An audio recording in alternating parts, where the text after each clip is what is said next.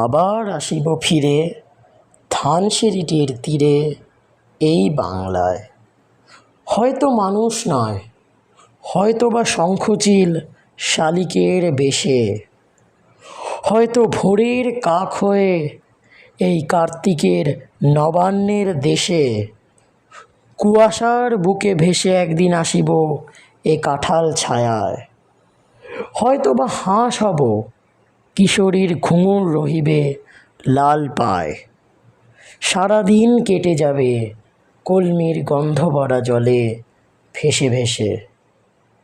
আবার আসিব আমি বাংলার নদী মাঠ ক্ষেত ভালোবেসে, জলাঙ্গির ঢেউয়ে ভেজা বাংলার এই সবুজ করুণ ডাঙায়।